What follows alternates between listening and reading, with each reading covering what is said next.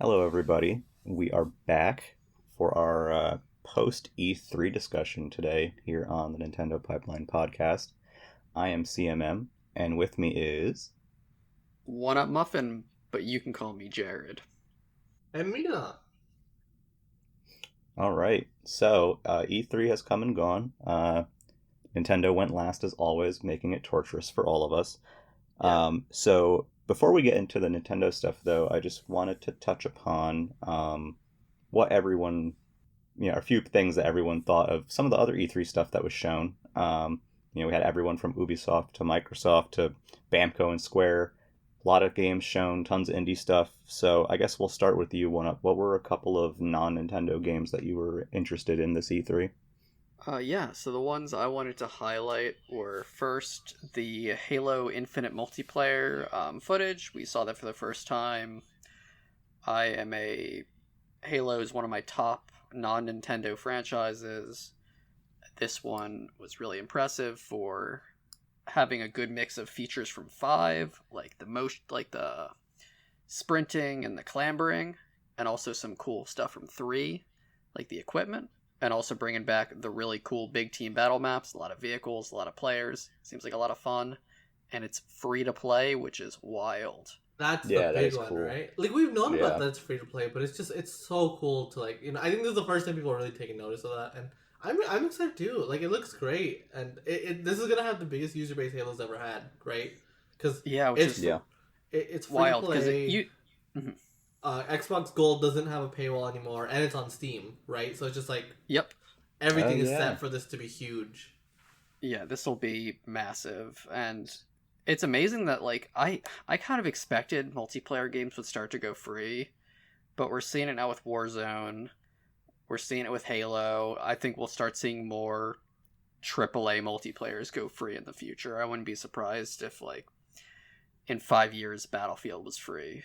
Oh sure, yeah. So, in terms of like distribution, did they say like, does it come on the Infinite disc, or is it like you just download it for free, I'm or gonna guess I it's bet a it's free to play game. I bet it's a separate Yeah, it's download, just because we yeah? know they're just separate installs, like when you buy it digitally. So which is like, good Gotcha. Yeah, that is good. because Warzone is, I don't know if Yeah. it's still true, but you had to download Modern Modern Warfare to play Warfare, Warzone, which is Yeah. and that game is ridiculous. humongous. Because yeah, Yeah, it was something like on Xbox, if you wanted to just have Warzone, like you had to install everything first and then you could uninstall stuff after or something.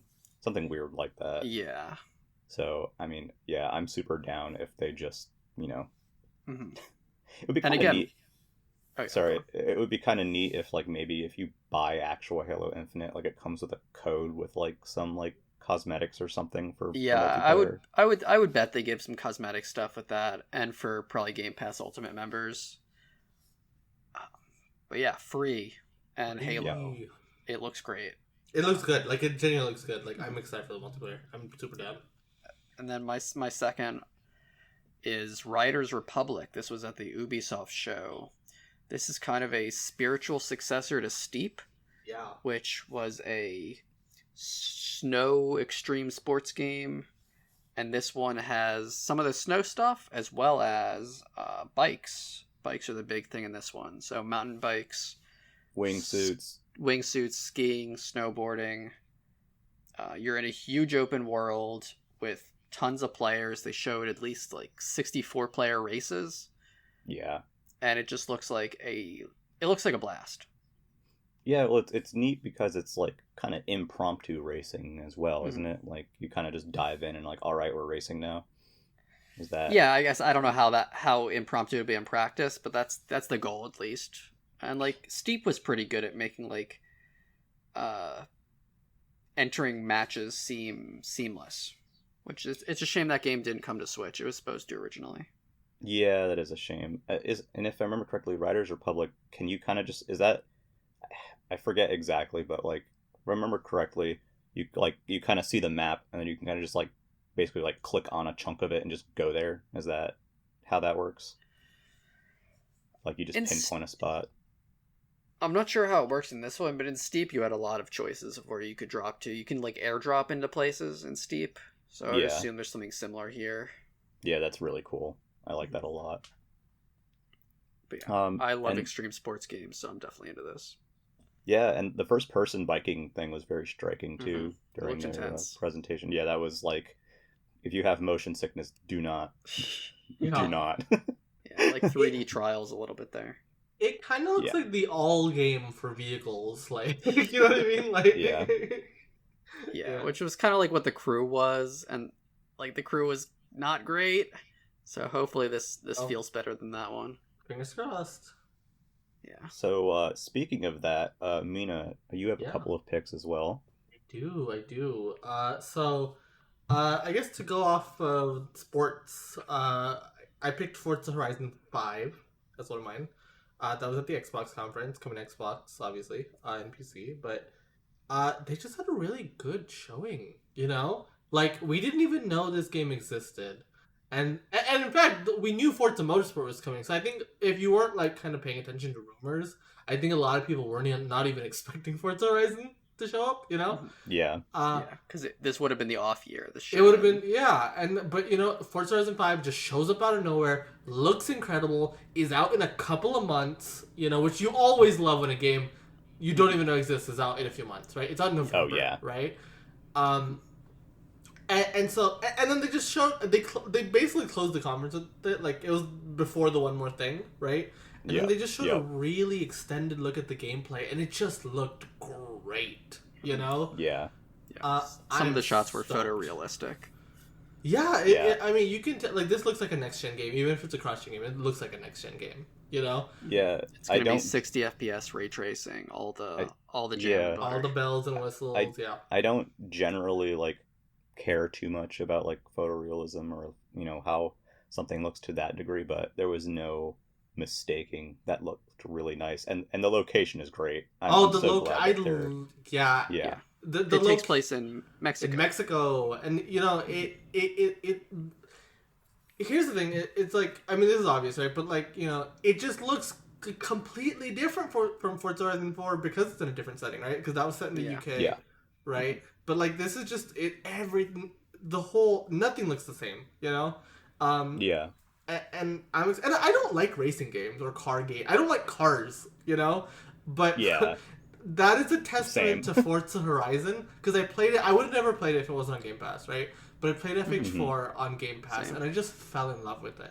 You know, it is one of the best open world games, period. Honestly, right? And I was excited to play this one. But you know, like again, this is someone who hates cars. You know, but I love this series now. I'm a big fan. I'm here day one.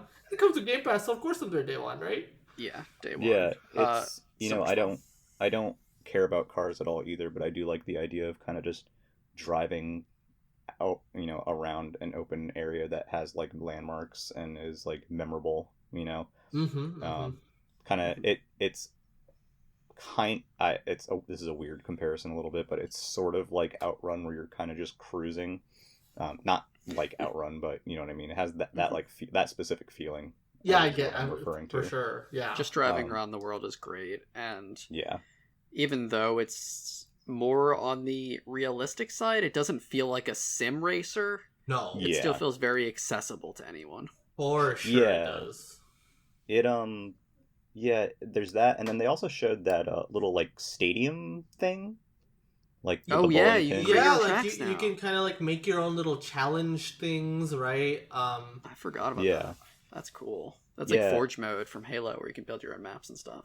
Yeah, I really dug that like arcadey experience too. So I'm just super stoked, you know. Mm-hmm. And then my other one is not technically at E3, but this is how we kind of started quote unquote E3 week, right? Yep. And that was Elden Ring. Closed the show at Jeff Keighley's Summer Game Fest, and Lord have mercy, this trailer was phenomenal. You know, like I think this is my game of the show. I think for a lot of people it is, because this trailer just did. I mean, like, I think a lot of people were kind of down on Elden Ring before. It's not down, but they were just. Everyone was excited. Everyone wanted to see it, but we were just kind of accepted. Oh man, who knows when it comes out, right? And to some people, it was almost trepid expectations. Yeah. And to some people, it almost started to feel like vaporware, right? Mm-hmm. But then they just come back out of nowhere. The game looks incredible. It's out in January. They show and that trailer, it showed a real ass video game, you know, and Yeah. so much variety in there. I am so excited. I haven't played too many FromSoft games. I played Sekiro, fell in love with it. I played Demon Souls, really liked it as well. I'm probably gonna. I'm feeling the FromSoft hype now, so I'm like, I'm gonna go play Dark Souls. You gotta play Dark Souls 3. Yeah. That one's awesome. Yeah, but oh my goodness, I open world FromSoft game. I'm in. You know, let's go. Yeah. It looks fantastic. I loved the variety of the enemies. I think the horse can double jump. Huh. There's just, like you said, a huge amount of variety. Everything looks great. It was a chonky trailer with so much in it. And I was so excited. This is how you do a gameplay trailer, you know? Like Yeah. my goodness. It's Yeah, so it was good. it was a good reveal. I'm personally not into like the Souls and like FromSoft stuff, but the game I saw some people saying like, oh, it doesn't look that nice. I thought it looked really, really nice. The Oh art my style was god. very It's like From Software's art direction is just on top of the world, right? Like even Yeah. if you don't care for FromSoft games, I don't believe there's people out there who cannot appreciate just that Yeah. beautiful art, you know? good. Yeah. It's good. It's so good. I honestly don't want them to like go to higher graphical fidelity because like their stuff looks great and I don't want it to take longer. Yeah, like I don't like. To me, that looked like a next gen game. Like, sure, maybe I'm sure if you like dug deep into it, like you could find some technical flaws in it. But to me, I think their art direction does a really good job of masking any Yeah, quote it's unquote timeless. flaws. You know, Yeah. I mean, it just looks yeah. great. if I wanted to say to Clay, I thought you would like these kind of games because they're very old school. Yeah, they yeah, are. it's mostly I just can never get into the combat and the feel. Like it's just Gotcha. I think heavy is the word that I would use. And Yeah. I've heard Sekiro is different. I think it's so I very might- different. Yeah, I might give that one a shot, but yeah, not my thing, unfortunately. I But unless will you're say- that, So go on. oh, go ahead. I was just gonna say, like, I will say it took me like a minute to get, like, I tried multiple times, but when it clicks, it clicks. You know what I mean? Like, It so- took me Yeah. 3 games. It- I had to same. try Dark Souls, Demon Souls, Bloodborne, and then finally Dark Souls 3 was the one that did it for me. Yeah, I don't have the patience. Yeah, that's fair. That's fair. Yeah, I get that. But the other thing is, yeah, I mean, like honestly, unless you're that guy who like whined on Twitter about Ratchet and Clank's like lack of footsteps or whatever it was, The Rock. the rock and the plant or whatever. So This silly. game is very, very pretty. And then I actually had a couple as well. Mine are very different picks than what you guys had. Yeah. So my first one is Dodgeball Academia, which was an indie game that was shown off, I believe, at the beginning of the PC gaming show. Could be wrong on that, but it's pretty much a dodgeball RPG. I think it was the Future Gaming Show. Maybe it was Future Gaming Show. It- Yeah, it- I missed it somewhere. It was very reminiscent of like the Mario RPG, Mario sports RPGs on GBA, right? In a way. So kind of. So like it's first off, the art style is very gorgeous. I think the Gumball is a pretty good comparison for what it looks like visually. But the combat system, yeah, like you're playing, you are playing dodgeball, so it's an action combat system, and it actually more reminded me a little bit of like Mario and Luigi in terms of like the battle screen. Oh sure, yeah.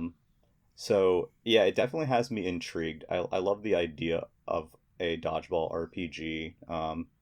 Obviously you think of Super Dodgeball and like those games as well, and I'm sure some of that DNA is in here too, but it just looked very charming and interesting, and the combat seemed to have decent variety. Like I saw something where like he like threw a dodgeball, but then he like threw out a bunch more. Like it's definitely like, wild dodgeball. It's not like, passing a ball back and forth or whatever.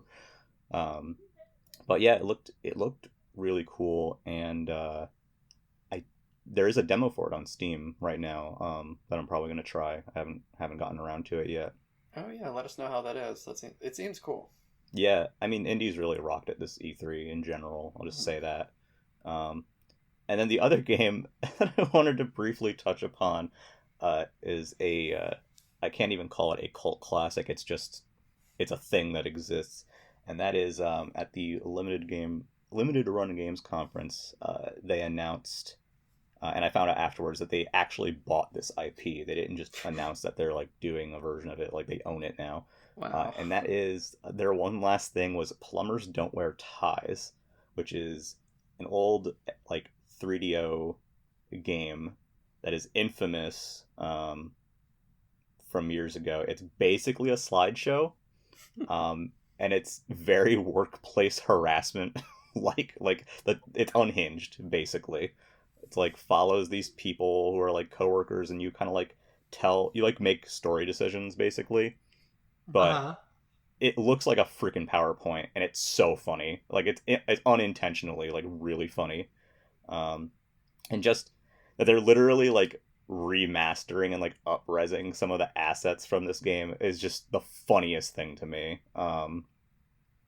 I'm curious what it's going to be priced at, but like forever I've just wanted to play that stupid ass game. I don't know if any of you guys have heard of it before this, but I have not, but I think Giant Bomb did a video on it. yeah, I think that's probably where I heard it from. I think I watched the Retsu Prey of it like years ago. I think that's what it was.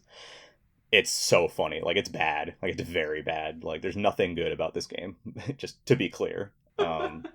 But God, it's such a meme, and I just love the idea that someone actually like bought this IP and is bringing it back. Like why not? Why not? yeah, Yeah, love that everything comes you're- back now. I really appreciate that you pick these type of games though, because you're keeping now I'm gonna look out for this stuff. I'm like yeah. Well, definitely don't look out for We're plumbers. picking the don't we? AAA games. You're over Yeah. there repping the indies and the Yeah. old school slideshow games. Yeah. Don't look at plumbers wear ties. Don't wear ties too much. But the other indie stuff the actual indie stuff is cool. So But why yeah, are we really here, Clay? We're really really here. Because we are going to go through Nintendo's Direct and all those cool announcements pretty much from the beginning. So I guess let's get on with it. Direct opened. They kept us, sitting there for a minute while they talked about how people play games and it's cool or whatever. And then it was the 5th year of the Switch. Yes, we actually are very far along in the life cycle, though you wouldn't really know it based You on would not know what it they at showed. all. They are not and so- slowing down. And then the snap happened, and we got a trailer for a Smash character, and that character is Kazuya from Tekken. Yes. Yes. I will Um, say I was not like hyped for this, but it was just like, this is deserved. Tekken belongs in Smash. You know what I mean? Like it just Yeah. it is one of those things. And I love seeing Ryu, Terry, Ken, and now Kazuya just all in the same game. I think that's just really cool. Yeah. Tekken is so Absolutely. important to the history of fighting games that it makes sense. Mhm. And the trailer they showed was hilarious. Oh, it's so funny. Yeah, it's very so funny. funny. Tekken,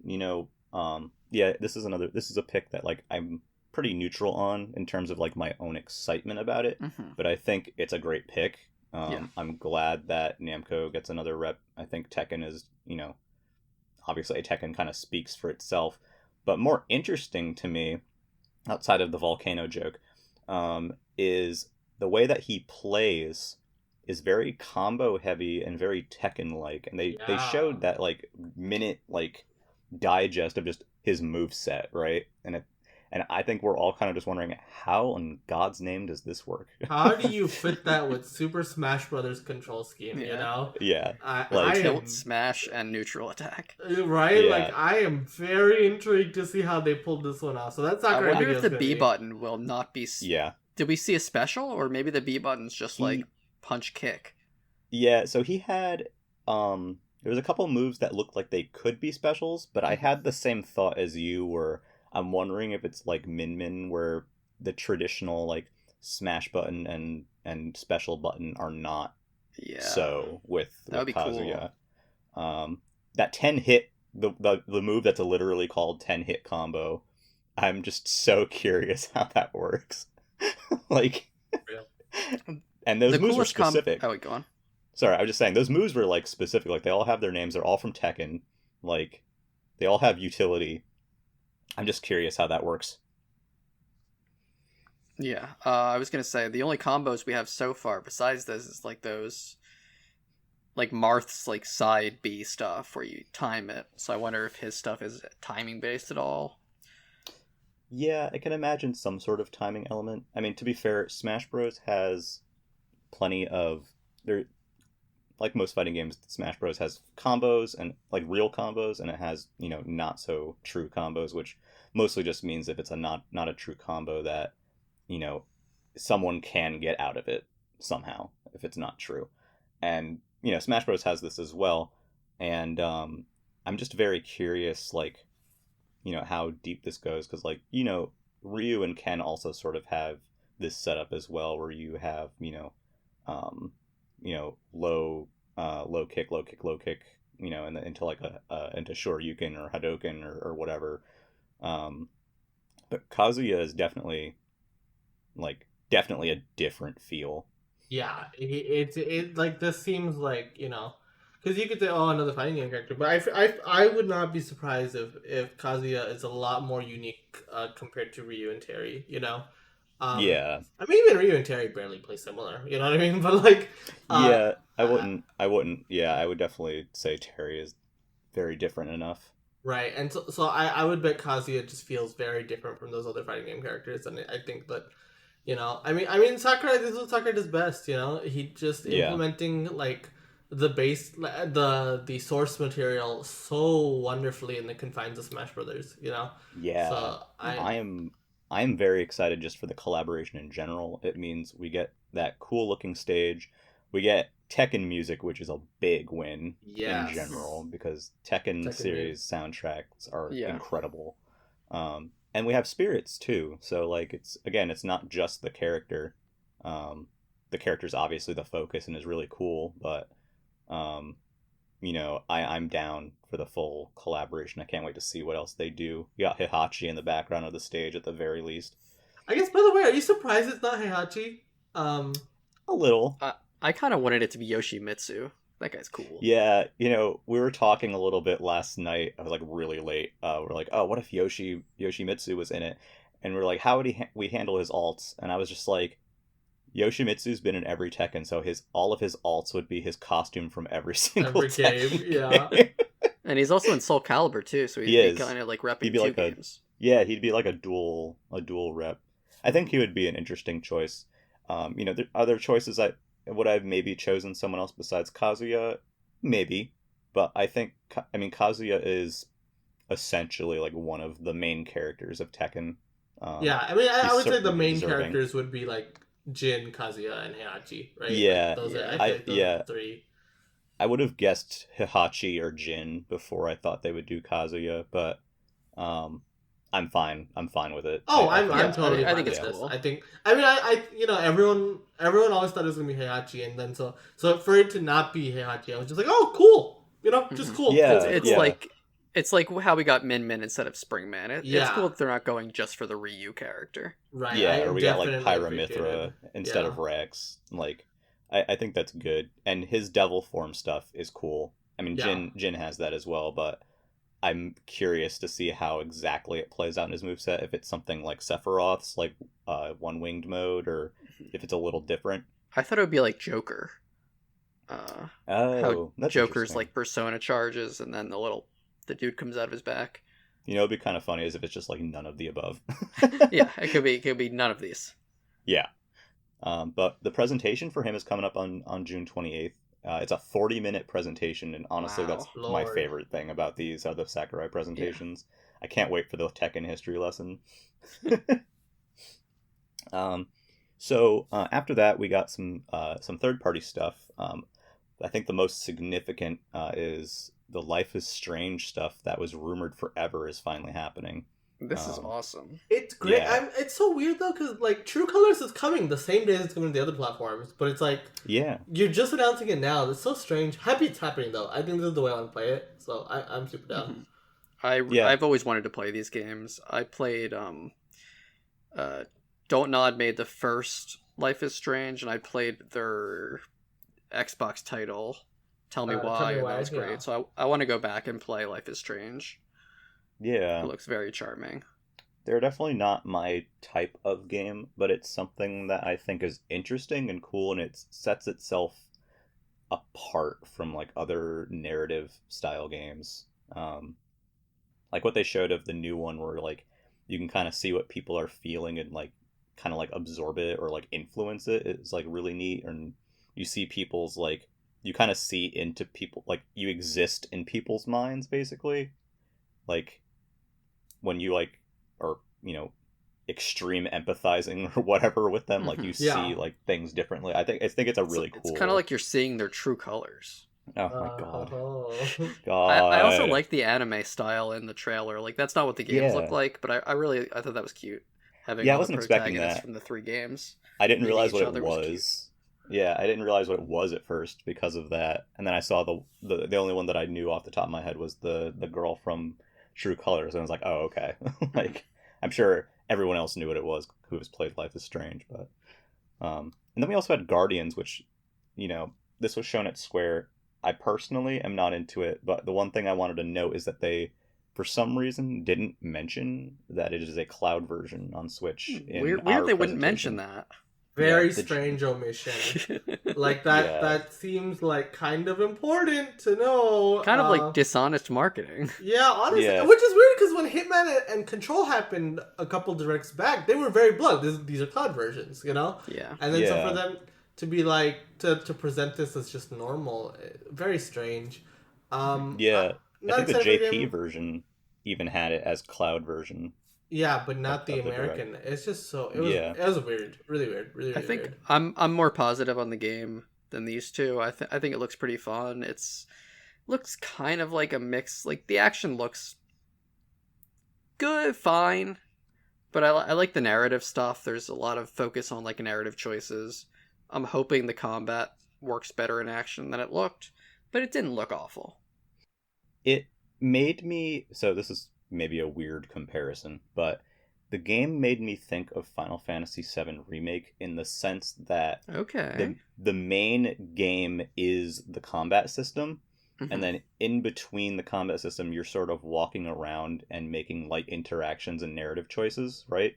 So the game sort of lives or dies on its combat, essentially. Like, Yeah.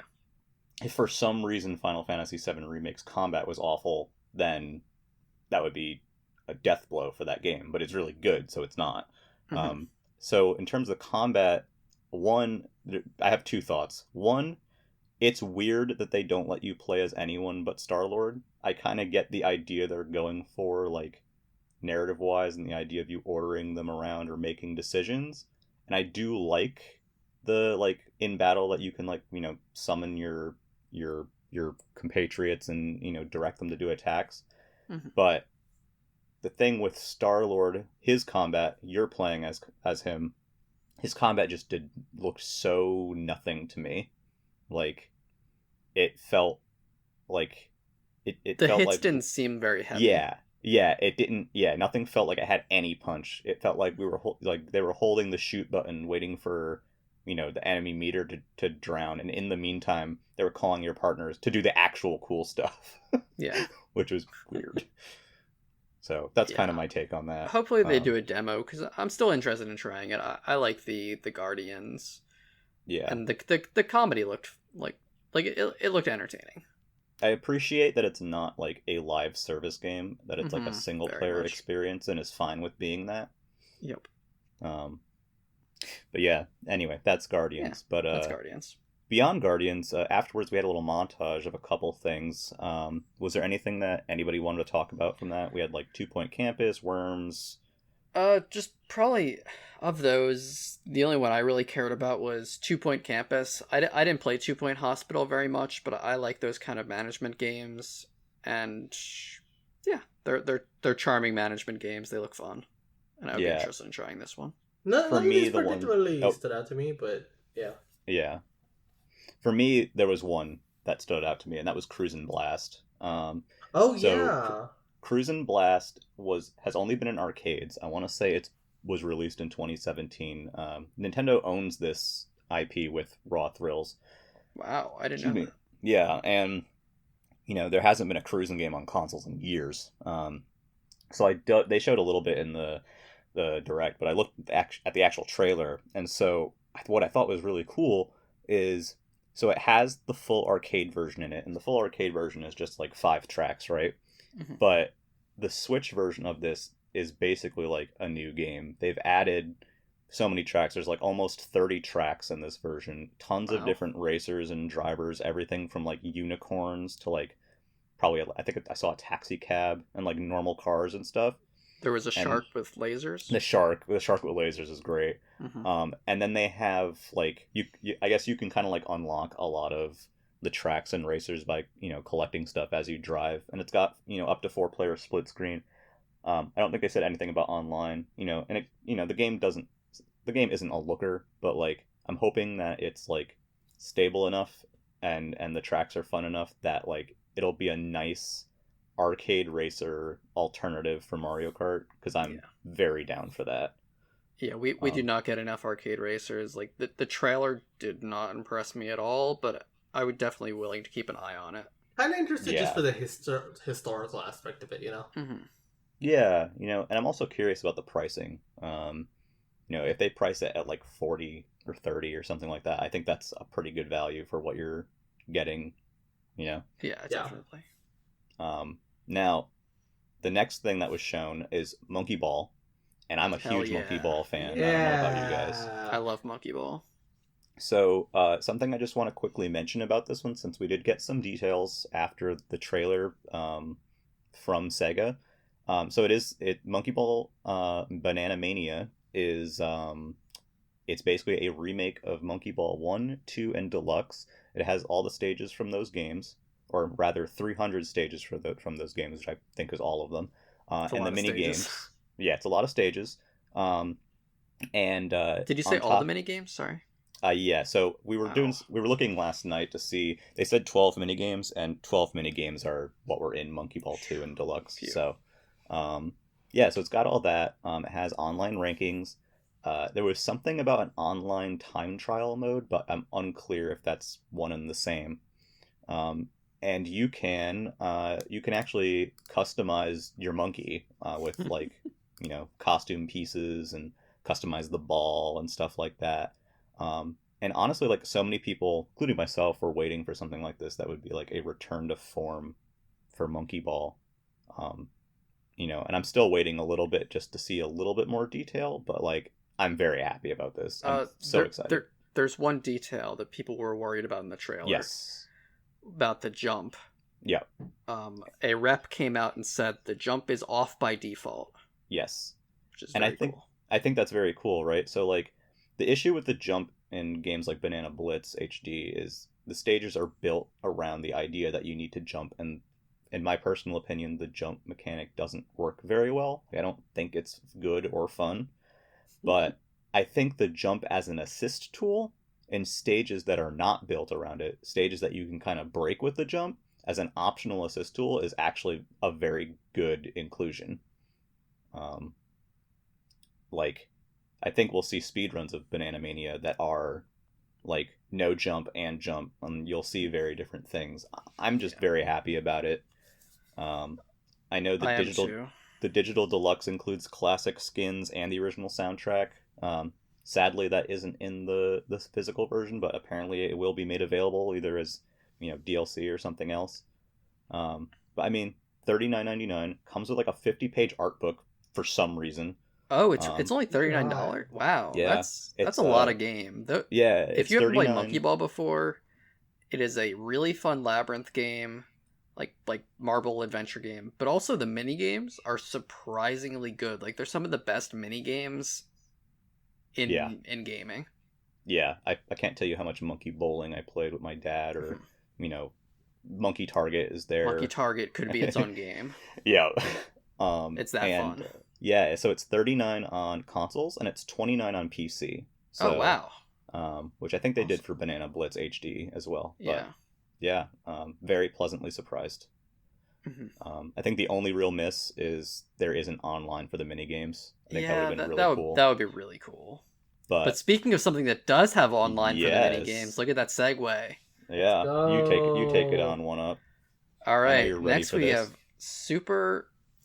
No, not super. Mario Party Superstars, which is, let's say, I have not played a Mario Party since 8, and I am mostly nostalgic for 1 to 3, and this game was made directly for me and my fellow audience. It is a collection that has 5 boards. The boards are from only the Nintendo 64 games, and the mini games are spread across all of the games, but the majority is from N64 and GameCube.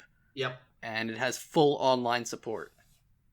What? Yes. With save states for With at save the end of a states. turn. This They is my really, dream Mario Party. They really thought out the online this time, right? They made it's there from the start. I am so excited for this. Because look, I am with you, Muffin, that the N64 trilogy of Mario Party games, that is the peak of Mario Party. No question about it to me. You know? Yeah. That is where all my nostalgia is. I think they're just the best games in general, right? They are. There's some great GameCube ones. They're fun. Oh yeah, but the you know, N64 ones, I think, even push nostalgia aside, I think they have amazing boards. Yeah. Awesome mini games, especially 2 and 3. I didn't really play 1. Uh-huh. I didn't have that one, but I love 2 and 3. Yeah, I love 2 and 3. I mostly played 2. I played a little bit of 3 though. I never got the chance to play 1, but this is just fantastic. I am a little I have some complaints. I wish there was more boards. I think 5 is It's not the worst thing in the world because Mario Party 1 has 8. Mario Party 2 and 3 have 6 each. I would have liked if they matched at least 2 and 3, have 6. And Super has 4. You know? Super is 4, so this is more than Super. And I think the reason why I'm so excited for this is because I think this is a big upgrade over Super for a couple of reasons, right? Because I think having one more board, obviously, great, right?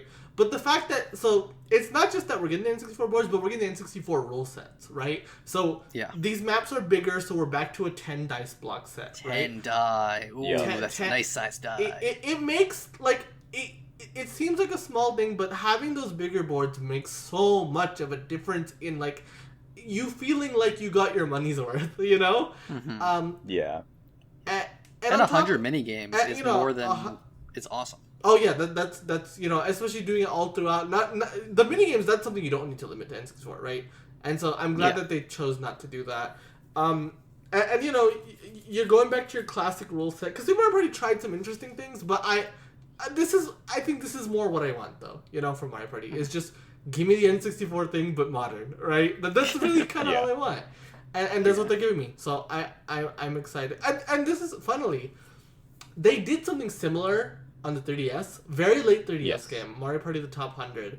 But, I think that was not as good of a product, and also it was on the 3DS. Who's playing Mario Party on the 3DS? It had no boards, too. It also had no boards. It was just, that was more about the minigames, right?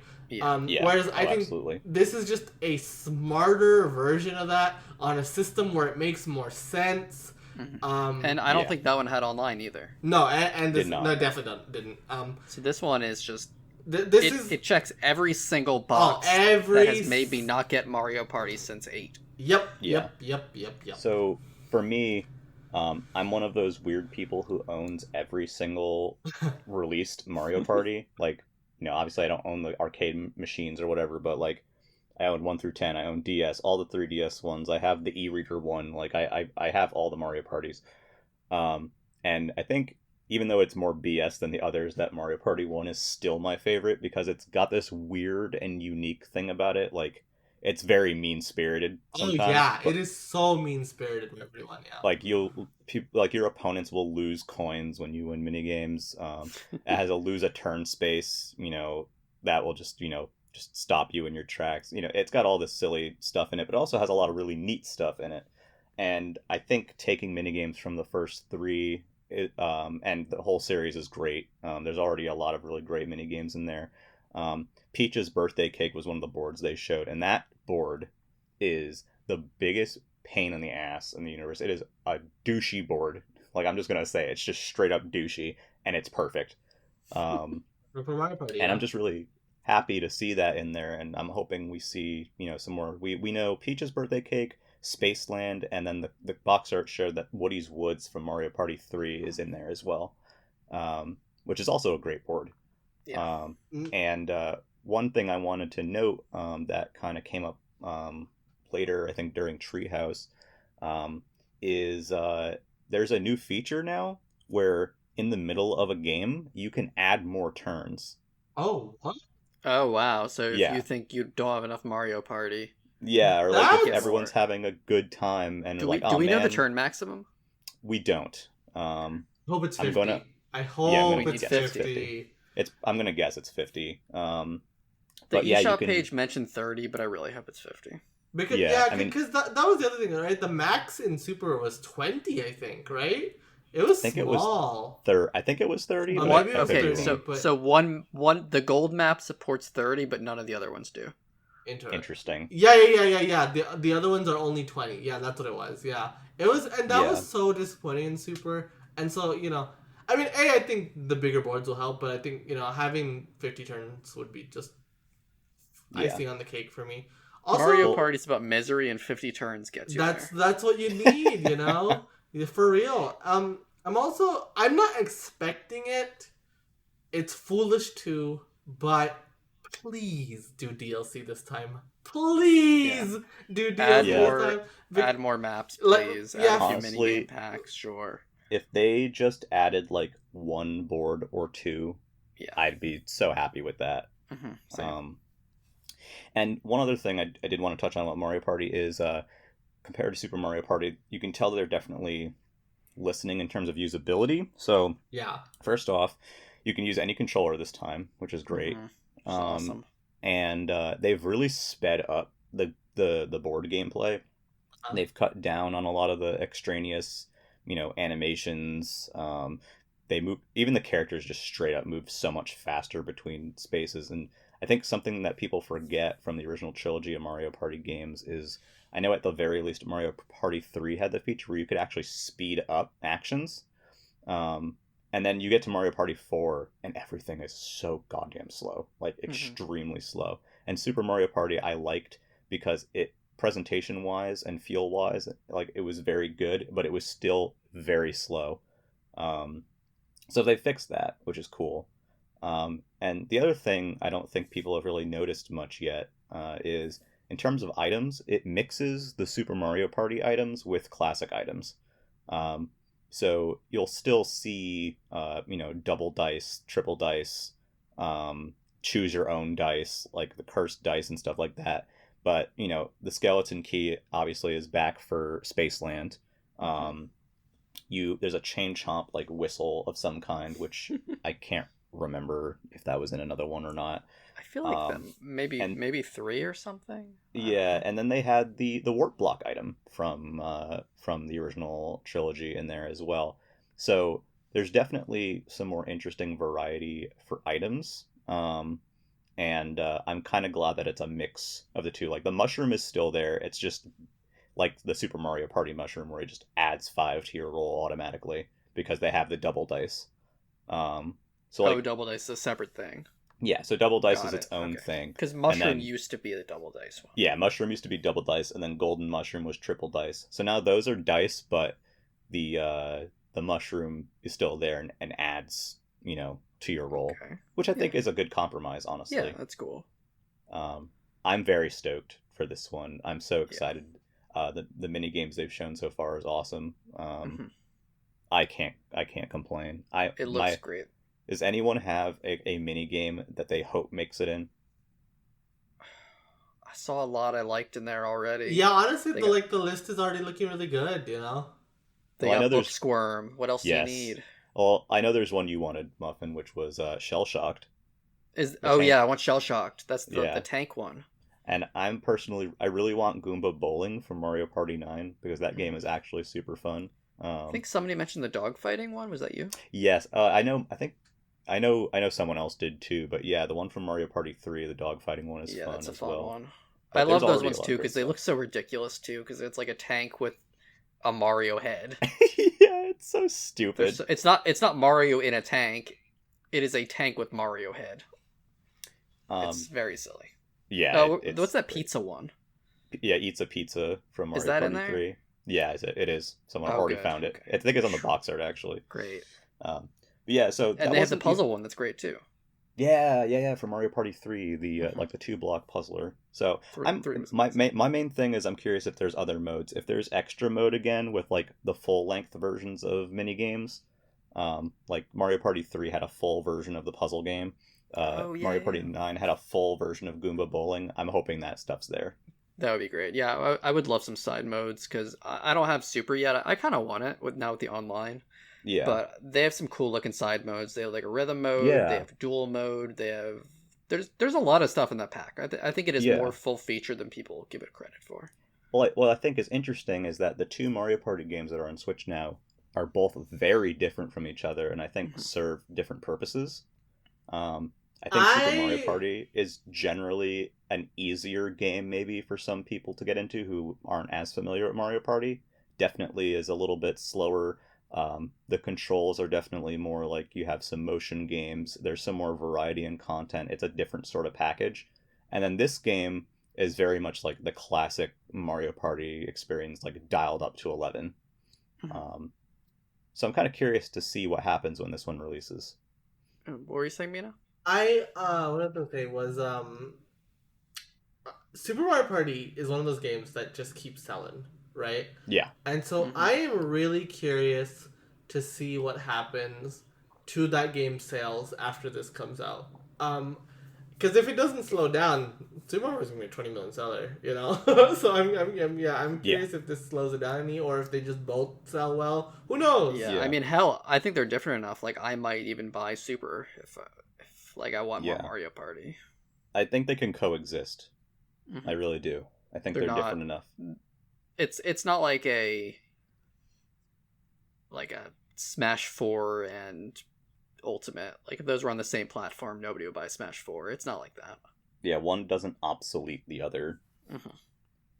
Um, So The that's- last thing I'll personally say on Super Mario Party or Mario Party Superstars is it's absolutely beautiful. I think it might be the best looking game in maybe the entire show. It's so Like clean. graphical fidelity. Yeah. Like it is It's so gorgeous. clean. Like it visually it is so pretty. Yeah, I'm really like wowed by the graphics because it just Great lighting, great Yeah. water. yeah. Just, it looks really good. So beyond Mario Party, before we get to our next big banger, there was a small segment which confirmed post-launch DLC for Mario Golf. More importantly, free golf courses like New Donk City. I just wanted Oh, to. that's very absolutely very great. cool. Very cool. I wanted to mention that specifically because I know there was a bit of concern about the number of golf courses Mhm. in Super Rush, which is out very soon. Yeah. And I'm just Next stoked they're week. going the Mario Tennis Aces route and adding characters and now courses. Yeah, Um, that's so great because and they it's were for free. paid in 3DS. Yeah, they were paid in the last one, so I'm excited about that. That was a very nice little bite. that game looks fun. We'll probably discuss it more when it comes out, but it looks like a Yeah. blast.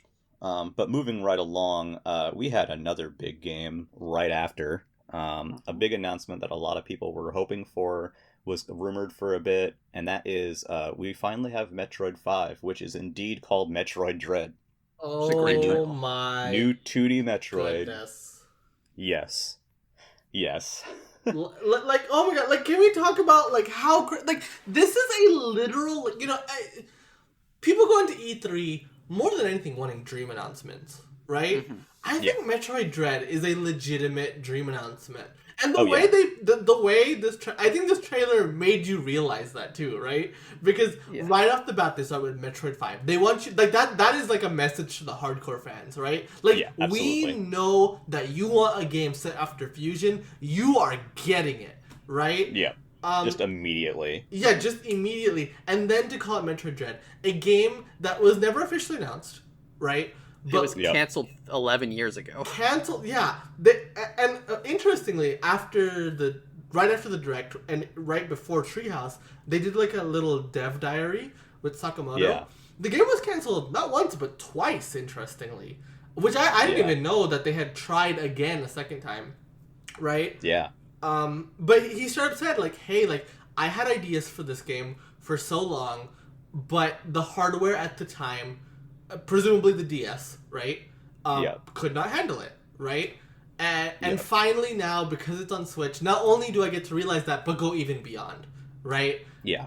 And I think we see that. Like, this game just looks phenomenal. You know, I am so excited for this game. Like, but like using that Dread title, that's so meaningful. You know, I think that is just so meaningful to be like, we heard you. That's what it tells you, right? Yeah, that's very, very specific. Like, yes, we heard you. You know, here it is, and you know, this game is absolutely gorgeous. And once again, it is Mercury Steam is doing major work on this one with Nintendo, and you know, I think you know, some of the new mechanics and stuff are very interesting. They've taken some of the stuff from Samus Returns and definitely touched it up. So like the melee stuff is faster. You can do it while moving. The free aim is back, and you can also free aim a bit while moving. You have the slide move now, which is more acrobatic. You have and the counters and all that are still in. And you know, there's other stuff like the Aeon stuff from Samus Returns is back in terms of like certain suit powers, like the camouflage one they showed off. And this game it looks so good. It looks so stylish. It's my most anticipated game from this Direct. I would agree.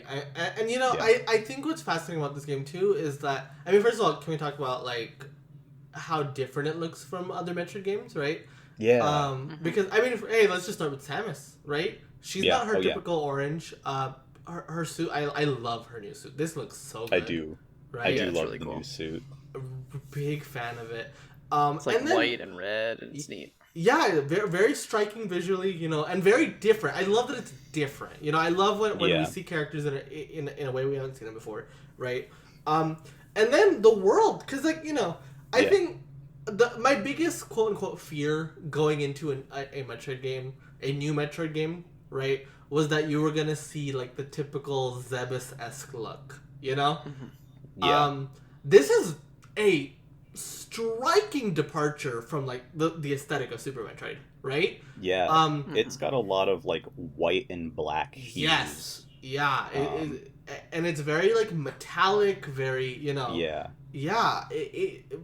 It's very interesting visually. Great steam effects, some cool lava. Yeah. And a lot of great visuals. I was personally worried, like, oh man, I really don't want the next 2D Metroid to be in a space station with biomes again. You know what I mean? Right. They're like, God. And then they were like, nope, this is a planet.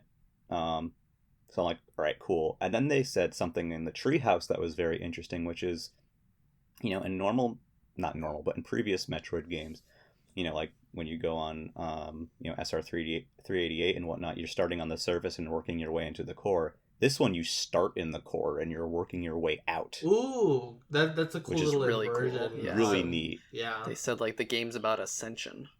Yeah. That's cool.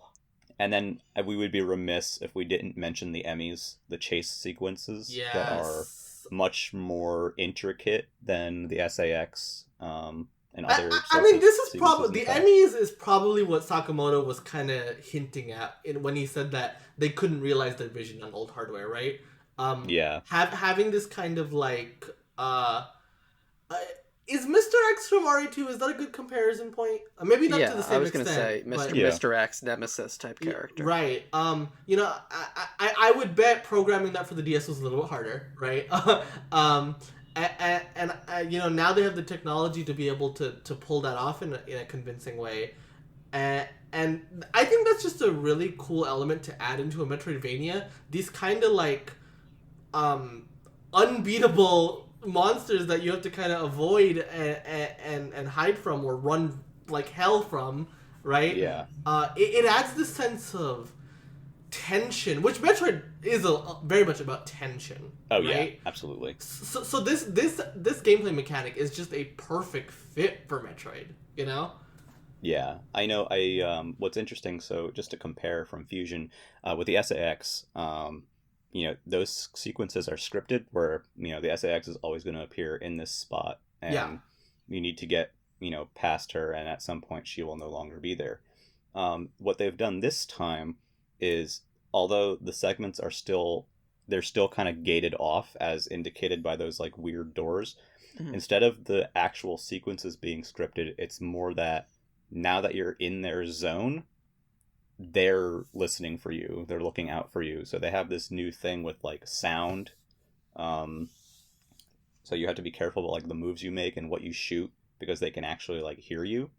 Um, and it's like, based in like, in spatial, like, if you're farther away from them, it's going to be less likely that they hear you. And just the way that they move around is very non-linear. Yeah. You can move to a part of one of these sections and it'll just be there. And the next time you go into that section, I saw this on Treehouse a few times, they would walk into a section, into a room, and that thing would be there. And then the next time they went into that section, that room after they died, it wasn't there. It was somewhere else. So yeah. it's a lot more dynamic than yeah. Yeah. It has a lot of different spawn points. It has a lot of like holes through the walls you can climb through that you can see. Yeah, they can and crawl. You can also like do like a stealth thing to hide Yeah. from it for a little bit with like a meter. Yeah, so the Aeon meter controls that camouflage thing, and what's cool, in my personal opinion, is that when they're alerted to you, it's like a yellow kind of siren. Once they see you, like actually see you in their sight, it turns red, and you cannot hide from them. If you do the camouflage, they know you're there. So that is very cool. I like that aspect of the tension. And can we just say, when they kill her, like, it's fucking brutal. It's brutal. Like it stabs Samus through the heart. Yeah, like they're like, all right, you're done. It's like a Resident Evil like kill animation, like less Yeah. blood, but like that like level of like, ow. I mean, it really lives up to the name Dread, right? Like, Yeah. yeah. There's also like, at one point, Metroid or Samus gets what I would call like a power pellet. Yeah. That she can use to like, temporarily like fire like an ultra blast at Emmy.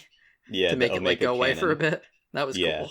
Yeah, so it's a limited time power up that you get from like, an interactable. I'll call it a kiosk for fun. But you get like these massive, this item that only works. I don't know if it's time limited or if it's just limited number of uses. But yeah, if you shoot the Emmy with it, it'll make them go on the spritz for a little bit, and that's kind of like your only that's like your desperation. Attack. So that's very cool. And then they showed a boss in Treehouse, which was very cool. Yeah, the boss was awesome. Some and really it really cool cinematic camera angles there. Yeah, and it really uses the new like slide mechanic. The game it really works well with that slide mechanic where like certain, especially when it's like in previous games you'd have a wall, right? And you'd have to crawl as a morph ball to go underneath it like one square.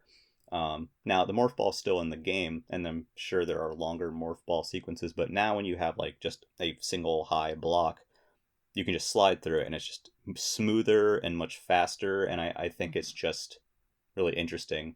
And there was also the spider magnet, which I'm not as wild about, but you can crawl up the wall and on the ceiling with it. Oh, that look cool. It's like the spider ball in Samus Returns, where like you can't go on every surface, so it's kind of not quite as interesting to me, but like it's still neat. But the slide just feels like a natural evolution to Samus's moveset, It is a thing that like, sometimes you just want to cover a quick space, and doing morph ball just takes a little too long, and so just being able to, and I think there's a general theme of the movement of this game is that she's just so much more agile, and I love it. I love it, That's a good evolution for Metroid. The game is so smooth, and not only in terms of her movement, but like frame rate and stuff too. Like it moves. It's so hot. That's what I'm gonna say. It's so damn hot. And the UI and like everything is just so clean, and like, I'm just so ready for this game. We had a special edition with an art book that's 190 pages, and it's not just Dread, it's all 5 mainline 2D Metroid games. And there's the amiibo, which I'm still trying to get as of right now. I am desperately trying to get this dang amiibo. Oh, it's offering. And it is nice this time that the amiibo do not have like a you can't play hard mode Yeah, unless that you was scan this thing. Savage Returns had a very bad implementation of amiibo. Like it was just like very, just bad. Yeah. Locking away key content. Can I just one last thing about Savage Returns, and on the note of like the physical merchandise, this is the prettiest box art I've seen in the Switch era. I feel that box art. I don't know. Maybe it's just me, but I think it's gorgeous. It is. I've seen so pretty. I've seen some people talk about that. See, I actually did not like the box art. Really? I thought it is. I don't dig the red in the background. I actually really liked the outer box on the special edition that kind of emphasizes like the white tones of the game. So yeah, I'm not really wild about the box art, but like it's still like I don't really care. I can't believe I'm about to put a game on my shelf in the year 2021 that says Metroid called Dread. Metroid Dread. Yep. So yeah, and then right after that, literally right after that, WarioWare shows up. Yeah. No the one E3 of Dreams continues. No one expected that. We got like a brief glimpse of it, right? Like when we there was a survey that they sent out. How much would you spend on WarioWare? Right. Right. Which my answer is $100. But sincerely, going into this E3, did any of you ever once consider WarioWare as an E3 announcement? No, I didn't think it would be this soon. I thought that like survey was like we're gonna make one again, but it'll be like we're just starting. A little it's it showed up at E3. It's out in 3 months. Just crazy, right? Yeah. And it's so different from the other ones. Yeah. Yes. It's really cool.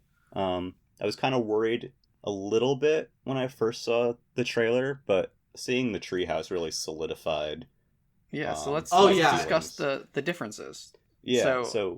You go ahead. Yeah, so unlike a traditional WarioWare game where you get the instructions, you do the buttons, you are controlling a character. Directly. You're controlling like a chibi version of Wario, Jimmy, Mona, all the other ones, etc. And you use these little characters. Each character has movement and one action. And you use these to beat the minigames. So like there's one where like you push a toothpaste. So Wario can like use a jetpack and shoot a gun.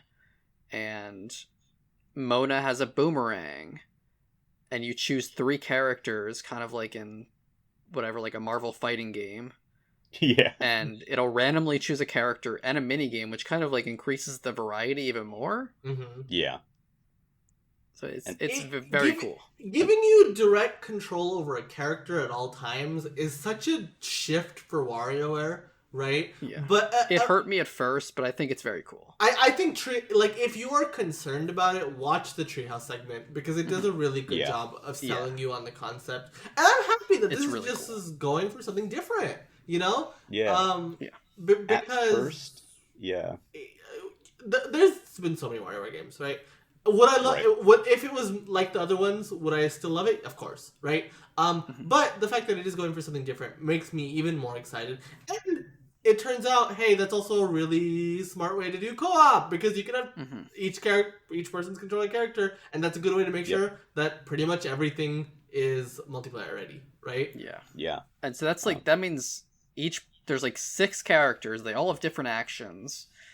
And you're all each getting like a random version of each. And did you guys see Dribble and Spits? Yeah. Yes.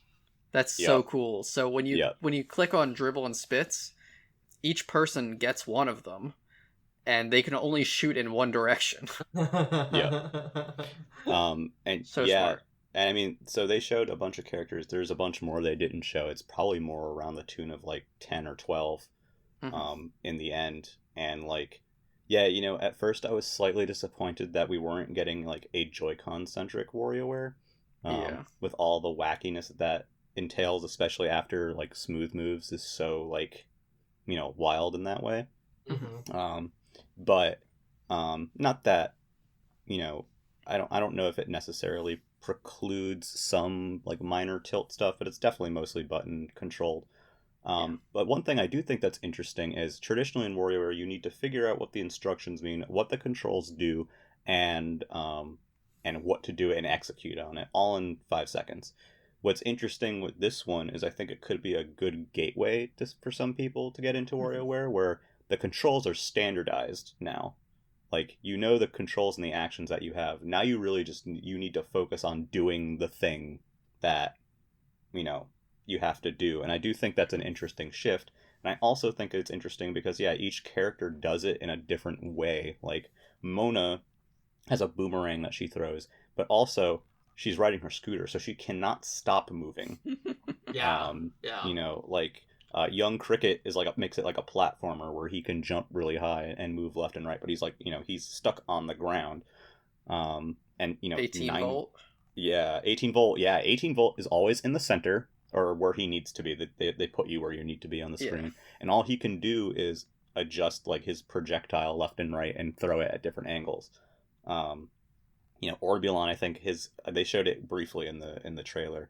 Orbulon has a UFO, and he can use his weird little suction thing, so he has to be on top of everything, right, to do stuff.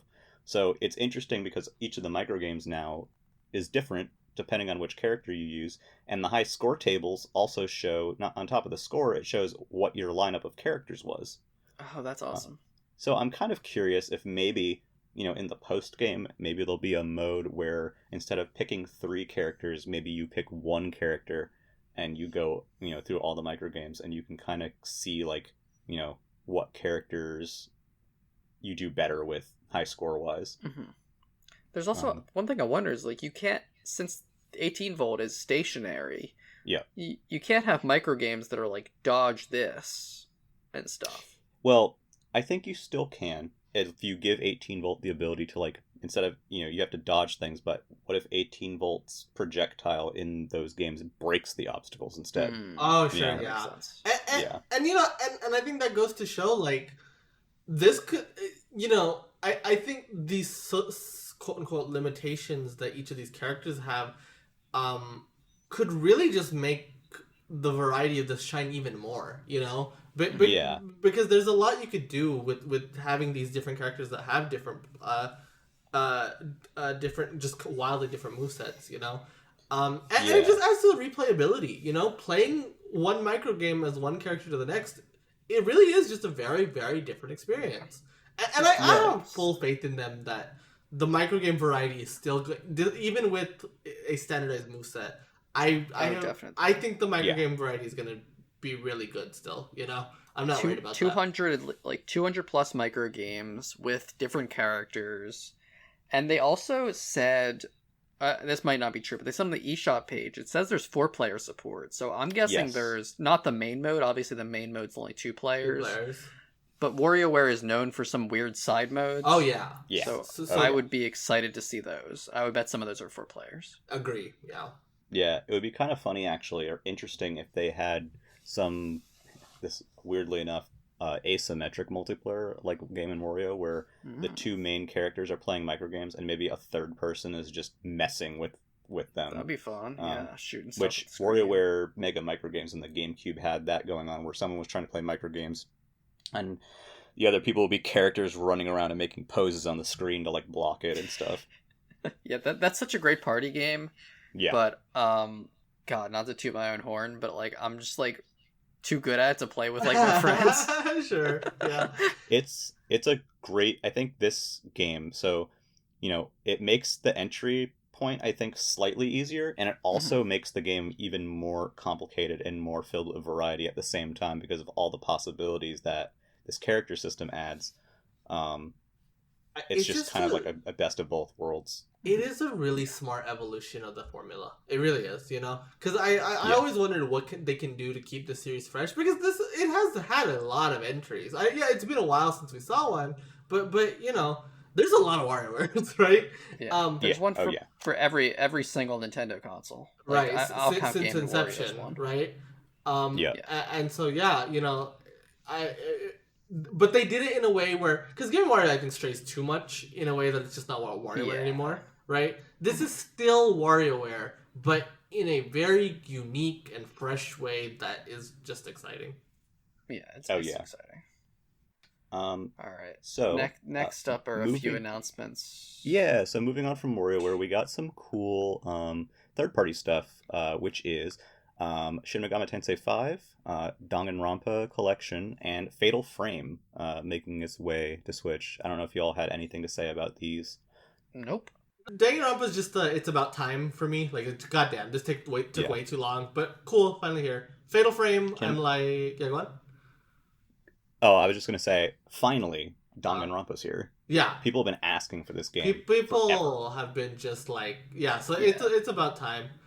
Fatal All of these seem like great games for the fans of those series. Fatal Frame is an interesting one because it was a Wii U exclusive, Wii U. Nintendo published Wii U exclusive, and now it's multiplat, published by Koei Tecmo. Yes. And I heard it was a bad one in the series. I have heard like middling things. I'm I've sure heard mixed. Right. But who knows? Cool that it's getting another chance, though. It looked cool. Yeah, it looked neat. It's horror, it's photographs. It looks like a cool series. I would actually like to try it. I'm very glad that it's not trapped on Wii U. It is definitely. a digital-only release at the moment. Maybe we'll get a chance to... Fatal Frame fans can finally own it in a box, too.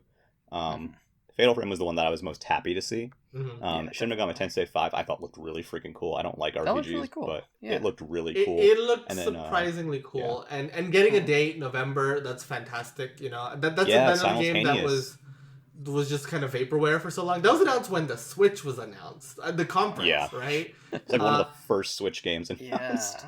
And that's the only one in that conference that hasn't come out yet, right? Or I guess so, yeah. But you know, finally this game is coming out. It looks like a very huge evolution for the franchise, right? Yeah. I'm excited. Why not? Yeah, Let's go. Just one more thing in regards to Danganronpa. I like that they've taken that board game, I guess, that was in the third game and kind of expanded it. That collection is very high value. Yeah, That's surprisingly 4 so. full games on one cartridge. That is like a dream scenario for Danganronpa on Switch. And obviously, you know, they're individually purchasable on the eShop, but like if you're a Danganronpa fan or like you've wanted to get into Danganronpa, like, and you've been waiting and praying it would get on Switch, this is like the perfect way to do it. I think the only thing missing is Ultra Despair Girls, which I've heard is kind of whatever. We don't want it. We don't want it. No, we don't want it. Okay. All right. I guess we don't want it. All right. Well, moving on to something that we do want. We had another big surprise. As if Metroid Dread and WarioWare weren't enough, we have a series that was thought to be on ice coming back, and that is Advance Wars 1+2 Reboot Camp. And it is by Way Forward. Yeah, that's correct. I think that's the most well, I mean, no. The most unexpected part is just Advance Wars coming back at all, right? Yeah. Oh, yeah. What a crazy announcement.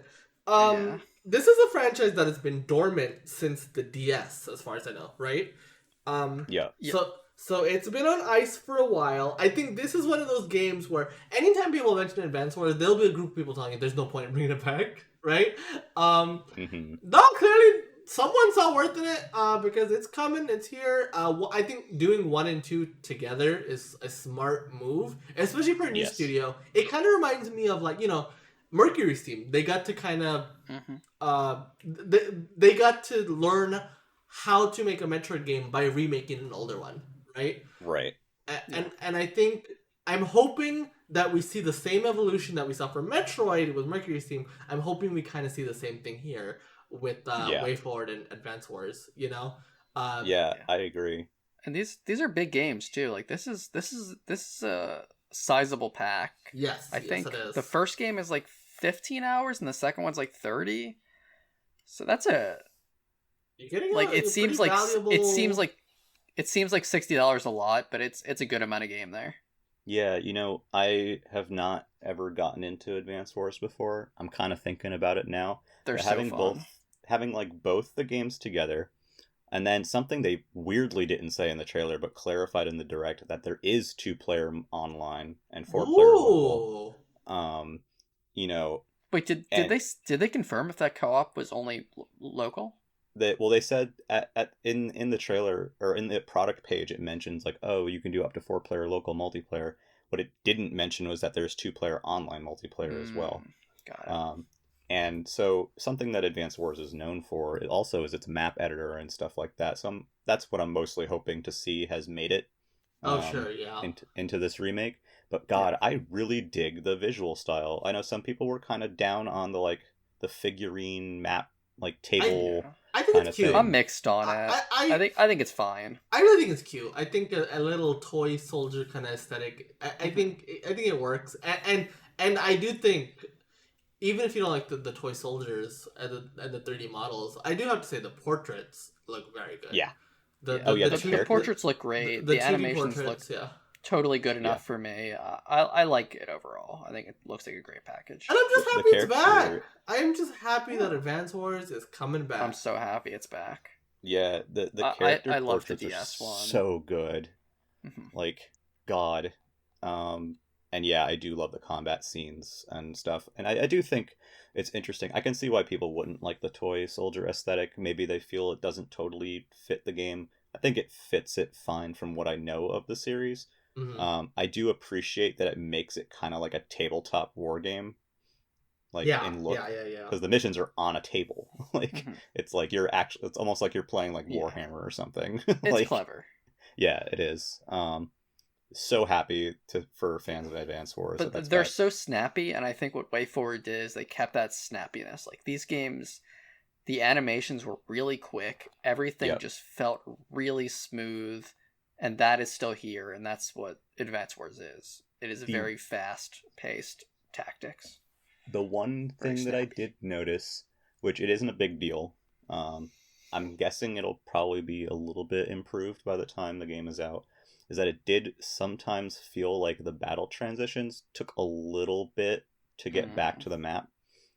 Sure. But they have 6 months still, right? It's on December. Yeah, and hopefully they can get that. I mean, and obviously, you can also turn off the battle animations like in the original games. So, right.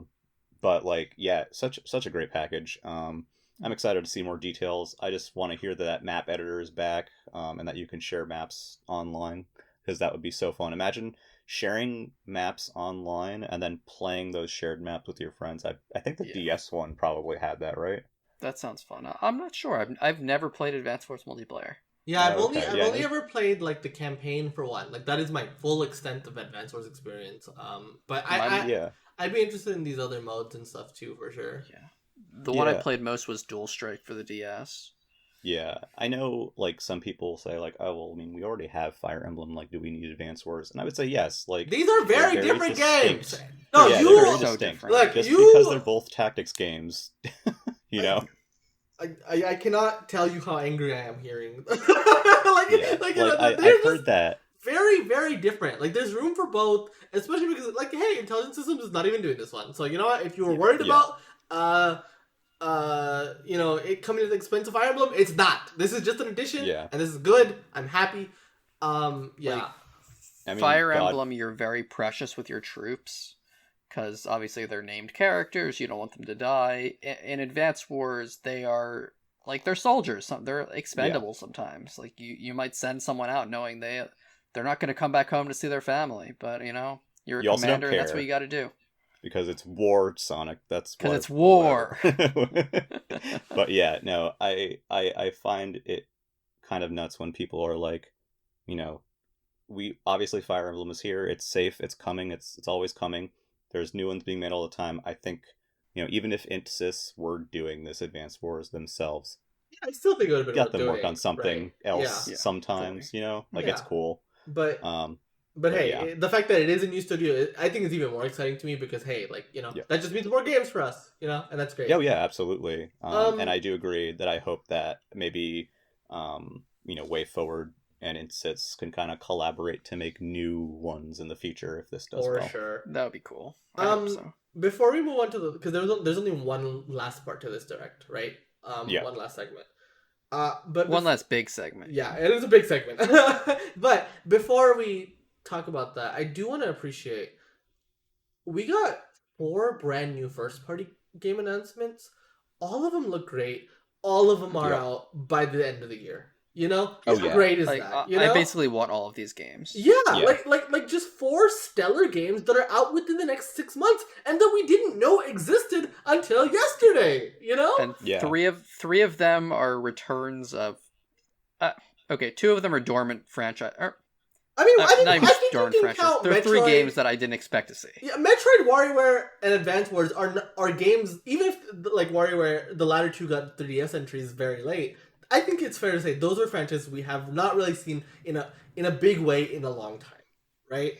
Yeah. And so seeing these three franchises for the first time in so long, In the center stage. and center stage at E3, right? That's just it's great. I thought this direct Advance was, Wars isn't a throwaway like eShop game either. This is a $60 full price retail release. Yeah, so Yeah. they are really they consider these major titles, right?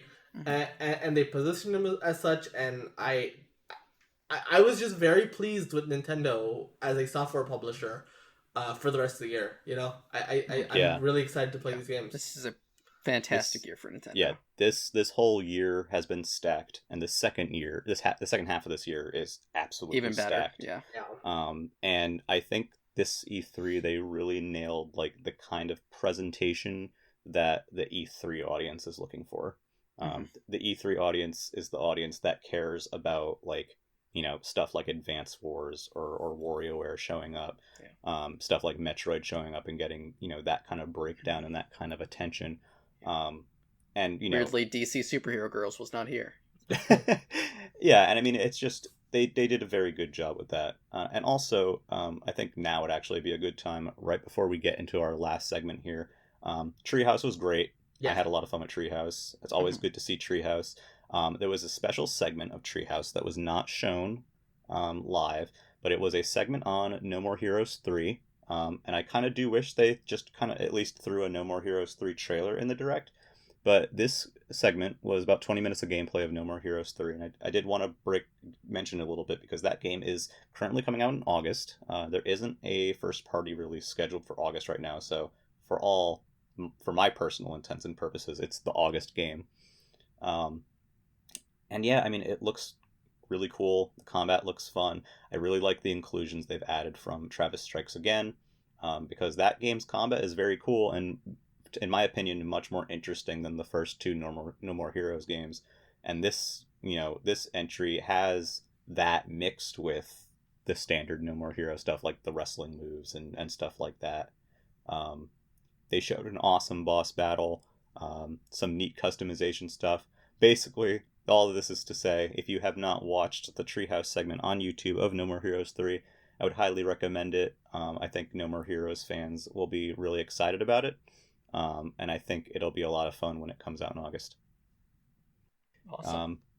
But moving on, we had one last big segment, and that was our Zelda segment. Yep. Aonuma showed up and was like, hey, guess what? It's Zelda time. So I guess we can start from the beginning. The first thing they did show was the expansion pass trailer for Hyrule Warriors, which I'm personally very interested in. I love Age of Calamity. We got a couple new weapons, including the Master Cycle, and we have a playable Guardian, which is really cool. Yeah, playable Guardian is such a fun idea. That is such a fun idea. Yeah, and there's other stuff in that DLC, which I think launches in a couple days that they didn't really talk about, but like there's a new difficulty mode, new enemies, new challenges, like there's all kinds of stuff in there. I'm looking forward to it. I'm curious to see what we get as we go into the second part of that DLC, which appears more story focused. But yeah, some very cool stuff. And then quickly as well, Skyward Sword HD is coming. Yeah, it is. And then we have the first of two significant announcements. So, there's been a lot of rumors about how they're going to celebrate the anniversary. And Aonuma said, hey, we don't have anything else planned for this year, which is interesting. And what they showed wasn't the rumor of Wind Waker HD and Twilight Princess. No. It was a Zelda Game & Watch. Mm-hmm. Now, this thing is super cool. I love it. I'm going to briefly say why. So anyone who's familiar with the Super Mario Bros. Game & Watch knows that had Mario 1, Mario Lost Levels, and Ball with Mario's head on it, and interactive clock, which is fine. Again, it was also $50. And it did have some neat stuff. Like those games were not identical to the original versions. They were like, kind of like a ROM hack version. So you can like do some neat stuff in them, and there's some neat Easter eggs and stuff.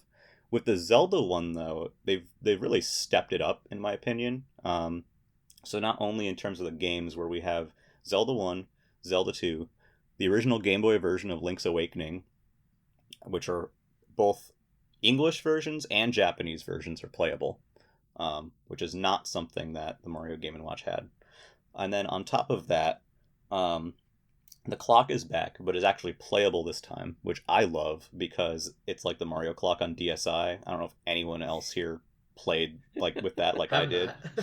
I didn't play it, but I know of it. Yeah. So that game is like, it is a clock, but like the main point of that clock to me was the mini game where you are kind of auto running and you collect coins through different like levels that it generates, and it was just really fun to just kill time with. And I think in a handheld device like this, it's super cool to have that. So there's an interactive clock with Zelda 1 that you can just kind of hop in and start killing enemies and stuff. And Zelda 2. Yep, so then they added a timer for Zelda 2, and while that timer is going down, you fight an enemy gauntlet. And it actually saves your high score for how many enemies you kill. So and cool. It seems to change locations and stuff, probably dependent on time or whatever, but there's even the Dark Link fight, like, playable on that little timer. Like, you have a life bar and crap at the bottom too. And then they did include another Game & Watch game with Link's head, like the Super Mario Bros. One. I'm disappointed it isn't the Zelda Game & Watch, but at least the Zelda Game & Watch game is a dual screen one, so it makes sense that it wouldn't show up here. Yeah. It's like it's Vermin. Yes, it is Vermin with Link's head. Just fine. Why You know, not? I love Game & Watch games, like the regular Game & Watch games. You know, Vermin isn't one of my particular favorites. I think there are many more that I would have preferred to see. But it's not a bad game. I think it's cool as a bonus. So this thing has 3 full games and a 4th game on it, and playable clock and playable timer mini games, like, and it comes in really cool ass packaging. Like, what more can you ask for in a neat collectible? Like, it's $50. I think it's honestly a pretty good value. Better than definitely. the Mario one. Yeah, I mean it's got another game. Yeah, I mean it has another full game. Link's Awakening is just like. And I think when people think of Zelda you know? nowadays, they definitely think of Link's Awakening more than they think of Zelda 1 or 2. Well, it's interesting too because, like, as we all know, Link's Awakening has a full remake on Switch. Yeah, so you for know, them and to put obviously that it's- original version on there is very interesting. Yeah, and I Yeah. think it's fun that it's not the DX version, because, well, one, Link's Awakening remake is based on DX. You know, it has that colored dungeon and stuff, but the original game, for people who are interested in speedrunning and stuff, those two games are very different. And if anyone is interested in, like, kind of checking out some of those weird buggy things that you can do in the original game that you can't do in the deluxe version, so long as that's kept intact, of course, you can do those here. And I think it's nice to see the original one honored here, because if I remember correctly, correct me if I'm wrong, 3DS Virtual Console did not have the original Link's Awakening. It only had DX. No, it only had DX, yeah. So this is the first Yeah, time that makes we're sense. getting the original version re-released basically ever, right? That's So- impressive. Yeah. I mean, obviously, it would be cool if the DX version was there too, but I'm cool with it being the original. Yeah, I'll take this. Why not? It's funny. I didn't get the Mario one, but Mhm. now that this is out, I want to get both of them. Yeah. See, I'm the opposite. I recently picked up a Mario one because I went to a GameStop and I just randomly saw it and I was like, why Yeah. not? And You now can I'm still like, get the Mario one. now I'm like, why? I hope why this did I one is buy like that too, where it doesn't sell. Why very did I quick. buy that? Why did I just wait for the Zelda one? Yeah. And I'll just say, just in terms of the Game & Watch, one last thing here. I have the Mario one. I really do enjoy the build quality on it. It feels like a Game & Watch. Like, if you got that replica ball Game & Watch from years ago on Club Nintendo, it's like that. If you've played an original Game & Watch and you have an original Game & Watch system, it does feel very similar to those, except the D-pad's better, for obvious reasons. How do they charge? They are USB-C. USB-C. So USB-C. it Oh wow, comes USB-C. yeah, so it I comes think with a Nintendo's been cable. smart about that lately. Just Yeah. Yeah, the one thing that kind of stinks about the Game & Watches is they don't come with a power brick. but they do come with a USB-C cable, and it is the same cable that you use for the Pro Controller on Switch. So, oh, awesome! I could use more of those. Yeah, and I was kind of asking around last night, like, how do you charge this thing? I don't want to like mess it up. And some people just plug it in their Switch dock and charge it. So I'm like, all right, cool. But yeah, I'm sure there's more details to be shown on the Zelda thing, because the Mario one had like little Easter eggs and stuff too, like the drawing song or whatever. But really cool package. Honestly, I love that trend. I would love a Metroid so cool. Game and Watch. Yeah, give me like, a Donkey Kong one. That'd be great. Give me like Metroid, like 1, 2, and like, I don't know. You can come up with a mini game, I guess, or playable clock or whatever. I'd be very down for that. But anyway, we all know the last thing that we have to talk about. Yep. And that is Legend of Zelda Breath of the Wild 2, or as they say, sequel to The Legend of Zelda Breath of the Wild. The sequel to The Legend of Zelda Breath of the Wild. Which the does have a name. Is announced, but they can't tell us it yet. They know it. They said, Aonuma straight up said in an interview, we know the title, we don't want to say it because it'll give away a key secret about the game that we don't want to talk about yet, which is interesting, which clearly means that they have more tricks up their sleeve, right? That's exciting, yeah. But, so, yeah. Or do you mind if I was just going to say, yeah, go ahead, just dive into it. Yeah, so let's get into Breath of the Wild, shall we? I will say, first of all, it was a teaser. Right? Yes. I think going in, we did our E3 prediction podcast, and we were like, this E3 is gonna be the Breath of the Wild blowout, right? Yeah. I thought we would get an Elden Ring size trailer. Like, right. That Elden Ring trailer, that's what I wanted. That was our expectation for it, right? But no, it wasn't even playable at Treehouse, right? It was a teaser. Nope. They labeled it a teaser, and it was a teaser, right? It was about a minute and a half, and we got a glimpse of what the game is. We got a release date. I guess we should talk about that, 2022, right? So, 2022. Sorry if you were expecting this year. I lost my bingo card. Sorry for your fantasy leagues. I quite frankly, I don't even think we should expect it in March. I think for us, like, March was the latest. I don't think so anymore, right? I think this game is a little bit further off. That's okay. It seems further off, which is it's still surprising. Like, it's been in development for a very long time. For a very long time, yeah. But in the teaser, we saw, Link jumping off, jumping down. I don't know from where, but in the sky, right? Parachuting from the battle bus. For real. Link dropping to his death. Where are we dropping? And there's like floating islands like all over the place, right? Link looks wild as hell, right? His hair is untamed. And I think, and this is one thing that people guessed from the first teaser. Link's arm is effed up, and with that has allowed for new gameplay, right? He has like a Sheikah slate in his arm now. In his arm, and so we saw him do a flamethrower with that. We saw a very weird power where he, how do you explain this one? Where he's going up through the water? So he's like a water, kind of becomes like a human water droplet, sort of, but he goes up through a surface and comes out the other end, almost like a Twilight portal or something. Yeah, I wonder how that'll work in the game. I think that is so cool for navigation and exploration purposes. That little glimpse to me already told me, like, oh, gameplay-wise, we can expect some wacky ideas here, right? Like, this is gonna be weird. And we also saw him use it as a flamethrower. There's a lot you can push a block backwards. Oh yeah, it wasn't like it wasn't. It looked like stasis, but it wasn't stasis, right? It wasn't. Yeah, it was it was reversing the flow of time on that object. Yeah, it was so cool. Which seems to be also a theme, right? I didn't totally understand what was going on in that segment. I thought it was just stasis until you mentioned that. That's interesting. Yeah, because they showed it in different states. Right. I was kind of confused what was happening. So maybe it is like a Sands of Time type thing. I'll have to watch it again. I think there's some time elements here because also, I mean, it should be noted they pulled their favorite trick. The trailer music is the Breath of the Wild music but reversed, right?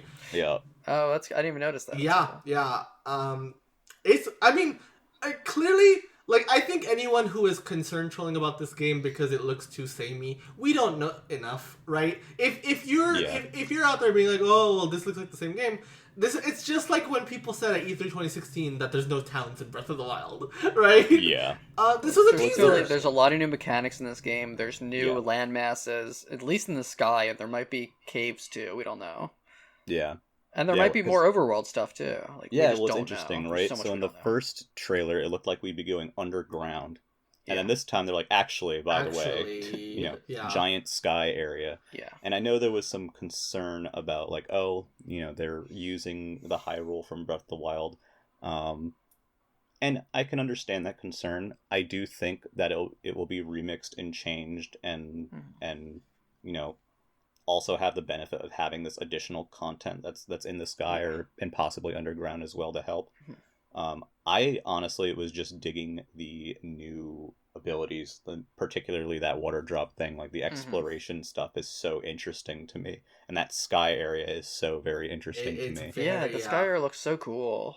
And they do like some things in that trailer that are so good for a sequel, like the stone talus lifting the base up like out of the ground, like stuff that from the first game, but like kind of amped up. Yeah, it surprises it surprises you in a way because it's not what you expected it to look like, right? That familiar thing.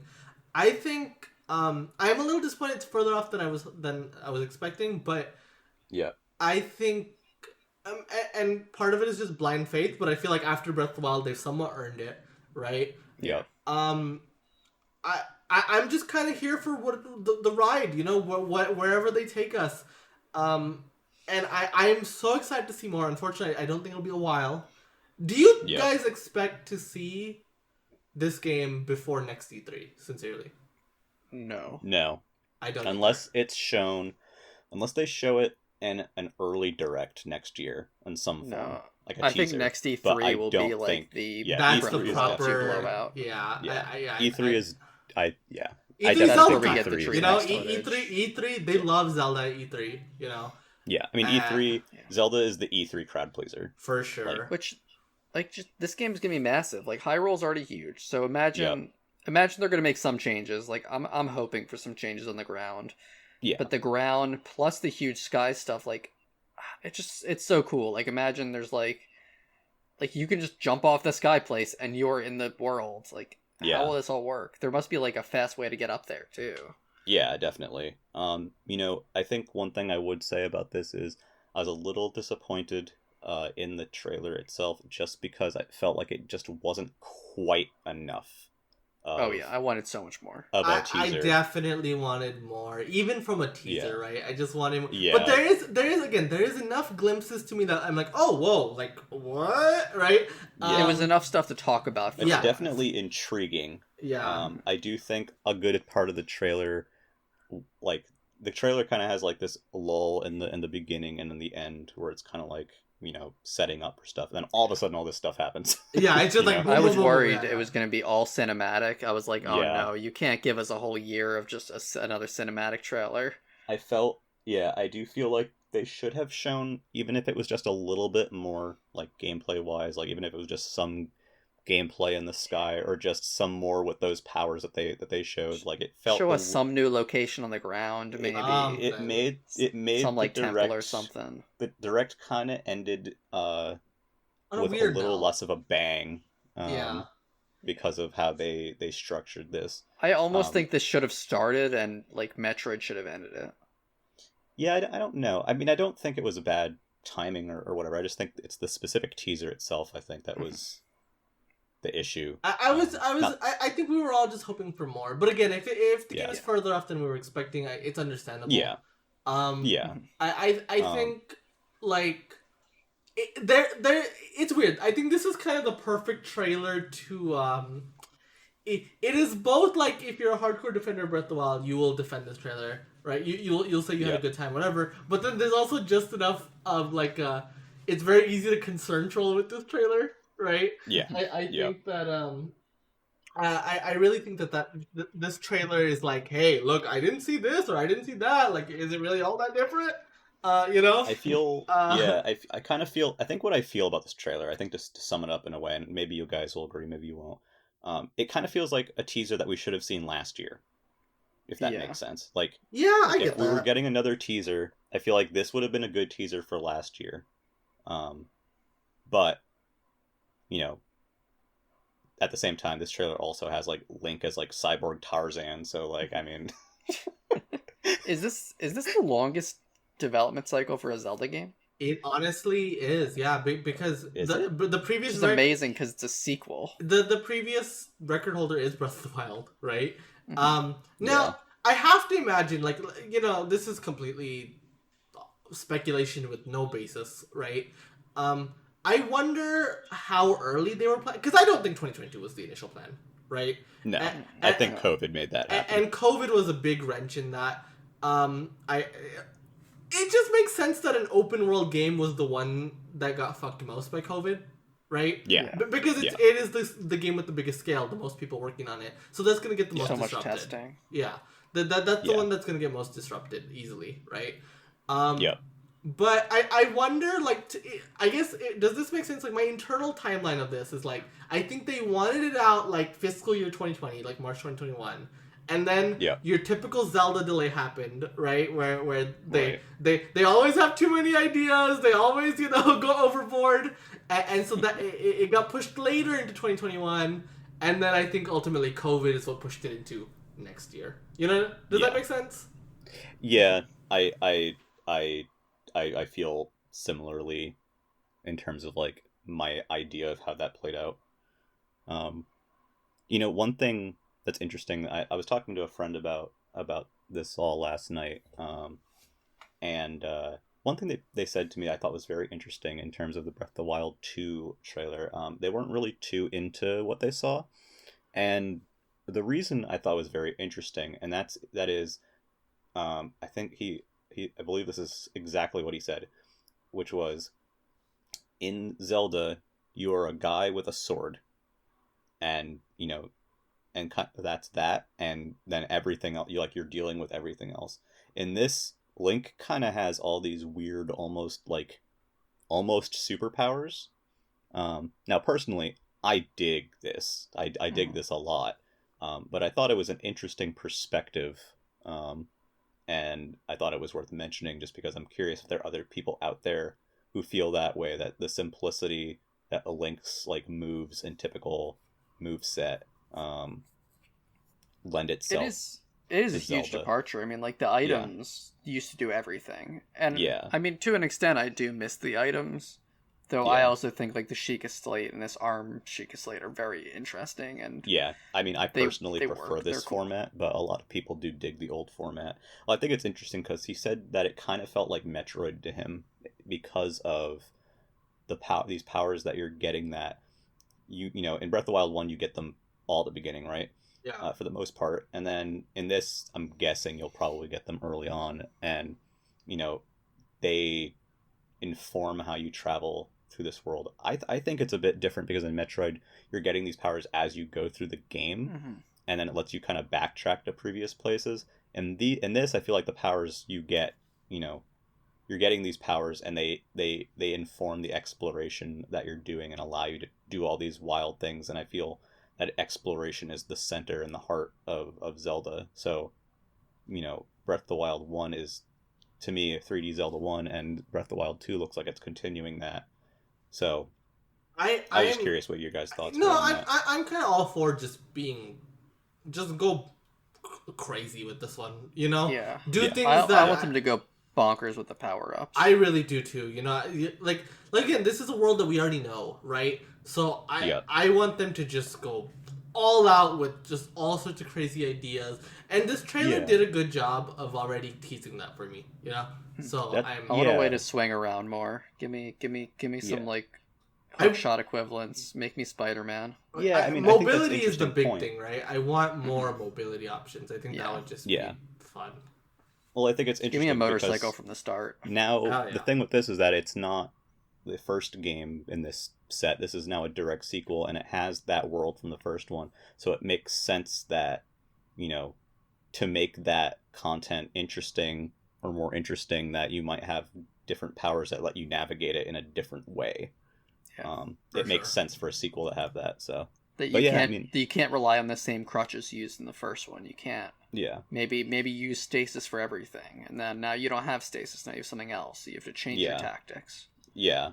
I think it'll help make it feel like a very differentiated sequel on top of all the stuff going on in the sky and all that. Mhm. So yeah, ultimately, I mean, how did we feel about this direct in general? Loved it. amazing. Loved it. Awesome. Like it was, in my opinion, One of the best. It was the best E3 Direct of the Switch era. Honestly, Yeah. I think Yeah. so. just a lot of really unexpected announcements. Most of them coming out this year. All of them looking great, right? Yeah. I think more than anything, what I look for in a Direct, besides the announcements, is what's the next couple months going to look like, and the next couple months on the Switch just look great. You know, they do. Yeah. They started the presentation by saying, hey, we hope that you can find a game in here that you like. Yeah. And I think that's very important because a lot of people, the way they look at these presentations are, you know, if everything or nearly everything in this presentation isn't for me specifically, then it was a wash. Yeah. And I think that's very silly. Certainly, no one who watches these presentations are going to find literally every game in them for them. Right. And I think something that Nintendo does very well, and you know really shows time and time again, and it did in this Direct, is the variety of games that they have coming. So maybe you don't care about Mario Golf or Mario Party. Maybe you dig adventure games. Well, you have Breath of the Wild 2 looming in the distance, and you've got, you know, Metroid. Maybe you dig RPGs, so Shin Megami Tensei and that other cool Astria Landing, I think it was called. Those might be appealing to you. But you don't like, you know, action games, so Metroid's not your thing. I think it's very silly for people to get very uppity about how every game has to appeal to them. I think this Direct really nailed that, like, the variety of games. I mean, that's kind of the Switch story, is the platform has so many different games and so much variety on it that there is something out there for everybody. They're truly like the Switch has one of the most diverse outputs that we've ever seen from a Nintendo system, if not any system, right? There truly is something for everyone, and I think Nintendo as a software publisher themselves, right? Like, Advance Wars, WarioWare, Metroid, Zelda, I forgot, Mario Party. These are all games that hit different people. You know, I'm excited for all of them personally, but but you know, these are all games that, like, I would be shocked if at least one of these games didn't make you go, oh yeah, I want that. You know, If someone told me they didn't want to play any of the games in the Direct, I would be very surprised. I would not understand. I just wouldn't, because you know, I think this Direct did a great job of reminding me why I love Nintendo. You know, because these are you forget the breadth of the franchises that they have. You know, like they have, over the course of 35, 40 years, right? They have just made so many different franchises, and every one of their franchises has a pocket of, like, just enormous fans, you know? And it's nice to see, beyond the big stuff that we always get, it's nice to see these franchises that just have been neglected for so long, you know? Yeah, the end, like, this isn't the end of the Switch life cycle, but, like, these, like, later cycle times are often when we get really exciting games. If you listen to last week's podcast, two of the games that I highlighted as my favorite, like, GBA games were Zelda, or not Zelda, sorry, were Metroid Zero Mission and WarioWare Twisted, and I think I also mentioned Advance Wars as well. But to have all three of those here, like, three huge like games, like, that I love from that generation, getting new entries is just such a special feeling, and this was a great E3. I think it's worth mentioning, you know, a few years ago when the Switch Lite came out and stuff like Clubhouse started showing up, they kind of talked about how they were looking at IP that were traditionally handheld. And I think we're very much seeing the fruits of that labor, where the generation kind of began with a lot of more, like, big scale, like, console kind of stuff. That first year we had everything. Everything felt like this big, like, and then now at this point, instead of there being nothing, because sometimes, you know, console cycles for Nintendo just stop suddenly. What ends up happening instead is that a lot of the smaller series, a lot of the handheld stuff that would traditionally be handheld, like Advance Wars, like WarioWare has had WarioWare. console entries, but those games are known mostly for their handheld entries. And 2D Metroid at this stage is associated with handheld, Yeah. gaming. There hasn't been a console 2D Metroid since the Super. SNES. Yeah. Yeah. So it's like So yeah. like, yeah. So like, and in this and in on this same system, Metroid Prime 4 is coming, which they Mhm. mentioned. Right. Probably should mention that. I mean, I think that's the fascinating part is because it's funny because WarioWare and Metroid did show up on 3DS so late though, right?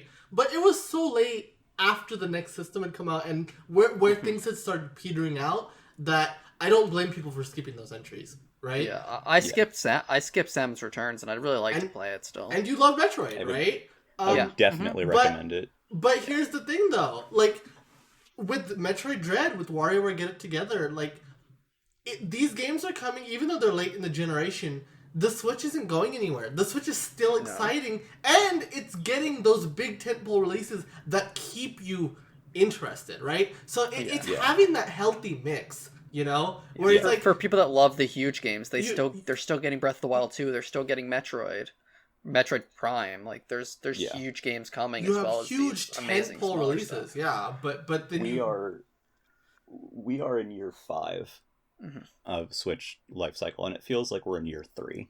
Or it truly feels like we're not even close to done. Yeah. That this system has so much. I hope they just keep it going. Like I don't think we need a new generation for a while. I just don't think it's necessary at all. The games and the studios and just everything is kind of coming together. That long hoped for. Oh, this is the power when you merge Nintendo's handheld and console output together. It's what we've been waiting for. It's here. Yeah, like the same system that you have Xenoblade 2, Breath of the Wild, and like Mario Odyssey on. You have Clubhouse WarioWare games. and 2D Metroid and like Advance Wars and and Clubhouse games and and Ring Fit and like all this stuff is kind of coming together. So that's my big takeaway. I was thinking for a while, like in year 2, I was like, where are like the handheld games? Like what happened to this being like a hybrid system? And it's here now. They're here in full force. They are here in full force. So. And that makes me more excited for the future because now that stuff is coming, we'll probably see more of a better mix and flow of it, than we necessarily did at the beginning, where it was more of the bigger experiences. Yeah. So with that, I guess one last quick thing. We saw a lot of E3. What was your favorite out of everything E3 this time? Like, what were your favorite conferences? I mean, to be honest, it was Nintendo. I just thought the Direct was the best. Xbox was great too. Don't get me wrong. Xbox was really good too. It was Nintendo and Xbox for me. Definitely, Nintendo definitely led the pack. They had WarioWare was just like amazing. It was and like Mario Party was really one of my favorite announcements. I would never have expected that. Yeah, and and then Xbox did a fantastic show as well. I like to play a lot of those titles too. Yeah, for me, definitely Nintendo was top as usual. I mean, that's just the type of games that I like come from them. But I also thought the indies did a great job. I know we briefly touched on them at the beginning, but there was a lot of great indie content coming. I definitely recommend if you have not checked out stuff like the Wholesome Direct, the Future Games Show, those sorts of things. Yeah, Day of the Devs was great too. Go take a look back on those. We could have done a whole show just on those. Honestly. There's so many good ones. Yeah. There were some companies that didn't have great showings or great conferences. Square, Capcom, Namco. And that happens. That's just the nature of E3. And I think sometimes it's difficult because some of these companies don't have as much variety as you're kind of hoping for. Yeah. Like I dug Nintendo and indies, and I thought the Xbox conference was good, but just was a little too much CG and a little too little variety. But they had plenty of stuff there. Like it was more variety than Xbox typically has. I feel like Square and Capcom could have just put their games somewhere else. Yeah, honestly, yeah. Put them in someone else's show. But you know what? We needed that Square. I'm happy happened because it gave us the biggest meme of E3. And chaos meme. Chaos. Yeah, I mean, even with the jokes about that game, I've had a few friends play the demo, and they're like, the combat in this is pretty fun. Like this game is pretty fun. So E3 is not only about the games themselves, but it's also kind of the initial impressions and showing in the games. And sometimes that goes wrong. Like Nintendo's done it plenty of times. Yeah. You But know, I think the trailers did those games really dirty. Like, yeah, I'm interested in playing that demo too to actually reevaluate because bad Yeah. trailer but could be a good game. Same with Babylon's Fall. That was a very bad trailer but could be a Yeah. very fun game. So like, I don't want to judge think, it based off that. I think the final message I just want to give everybody listening is that, we see all kinds of games at E3, big, small, dumb trailers, CG trailers, teasers, full gameplay, like, and it's rough, and people have their preferences in terms of what they want to see at a reveal. And I would just like to ask everybody, like, if, go back through the E3 stuff that happened, look at some of those deeper dives in some of those trailers that maybe you missed, or maybe you just kind of discounted. E3 is supposed to be a celebration of video games, and sometimes I think we forget that online because, sometimes we can just be so heated, or, you feel like our time is being wasted with a presentation, or, what's going on. And for me, I think E3 and video games are supposed to be a very positive thing. So if you did miss stuff from E3, if you missed some conferences, or if you just want to look at games and trailers, please do it. Please take a look at some of that stuff. I think you'll find something that you'll like, if you keep diving in there, and stuff that you didn't even know happened.